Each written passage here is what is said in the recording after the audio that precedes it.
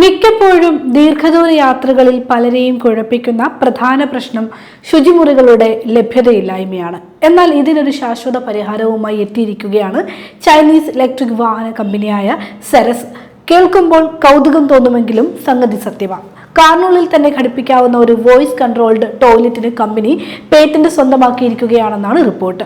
യാത്രക്കാരുടെ സീറ്റിനടിയിൽ ഒളിപ്പിച്ചു വെക്കാവുന്ന രീതിയിലാണ് ഇൻ വെഹിക്കിൾ ടോയ്ലറ്റിന്റെ ഡിസൈൻ. ആവശ്യമുള്ളപ്പോൾ വോയിസ് കമാൻഡ് വഴിയോ ഒരു ബട്ടൺ അമർത്തിയോ സീറ്റിനടിയിൽ നിന്നും ഇത് പുറത്തേക്ക് എത്തിക്കാൻ കഴിയും. സീറ്റിനടിയിൽ മറഞ്ഞിരിക്കുന്നതിനാൽ കാറിനുള്ളിലെ സ്ഥലപരിമിതിയെ ഇത് ബാധിക്കുകയുമില്ല. ടോയ്ലറ്റ് ഉപയോഗിക്കുമ്പോൾ ഉണ്ടാകുന്ന ദുർഗന്ധം ഒഴിവാക്കാൻ പ്രത്യേക എക്സോസ്റ്റ് പൈപ്പും ഫാനും ഇതിൽ ഉൾപ്പെടുത്തിയിട്ടുണ്ടാകും. ഉപയോഗത്തിന് ശേഷം ദ്രാവക രൂപത്തിലുള്ള മാലിന്യങ്ങളെ നീരാവിയാക്കി മാറ്റാനുള്ള ഹീറ്റിംഗ് എലമെന്റും ഇതിലുണ്ടെന്ന് കമ്പനി പറയുന്നു. ബാക്കി വരുന്ന ഖരമാലിന്യങ്ങൾ ഉണക്കി സൂക്ഷിക്കുകയും ചെയ്യാം.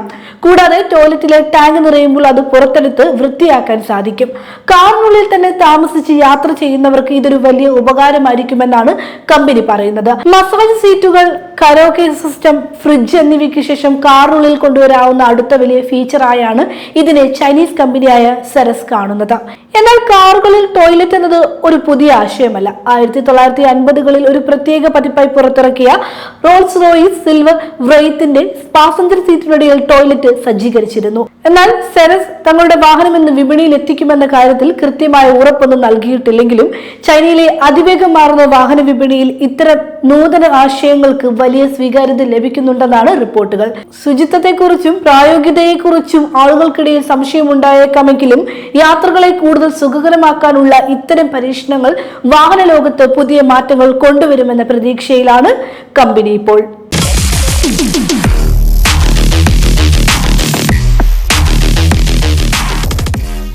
20ാം നൂറ്റാണ്ട് കണ്ട ഏറ്റവും വേഗം കൂടിയ ബൈക്ക് എന്ന പട്ടം സ്വന്തമാക്കിയിരിക്കുകയാണ് സുസുക്കി ഹയാബൂസ. ജപ്പാൻകാരനാണെങ്കിലും ഇന്ത്യയിൽ അസാധ്യ ഫാൻ ബേസ് ഉള്ള സൂപ്പർ ബൈക്ക് മോഡലാണിത്. 2026 സാമ്പത്തിക വർഷത്തിലെ ഹയാബൂസയുടെ വിൽപ്പന റിപ്പോർട്ട് ഇന്ത്യയിലെ ഫാൻ ബേസ് ഒരിക്കൽ കൂടി തെളിയിച്ചിരിക്കുകയാണ്.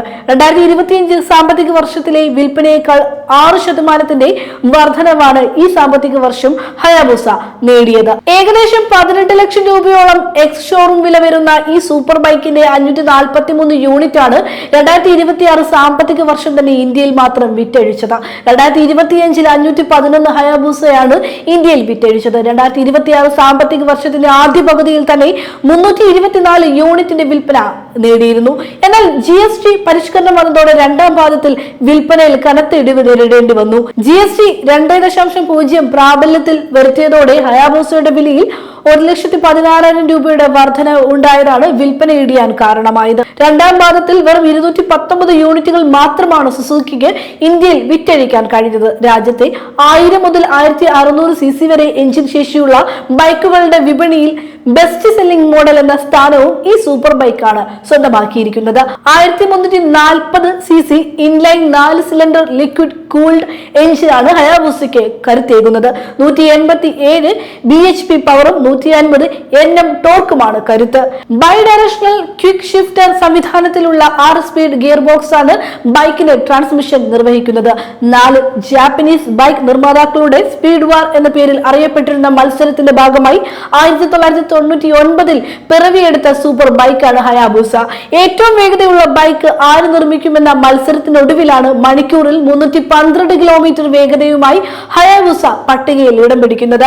വേഗതയിൽ എപ്പോഴും മുന്നിൽ നിന്നിരുന്ന കവാസാക്കിയുടെ മോഡലിനെ ഹോണ്ട സൂപ്പർ ബ്ലാക്ക് ബേർഡ് എന്ന ബൈക്കിലൂടെ പരാജയപ്പെടുത്തിയപ്പോൾ ഹയാബൂസ എത്തിച്ച് ഈ വാഹനത്തിന്റെ ആധിപത്യം സുസുക്കി തകർക്കുകയാണ് ചെയ്തത്.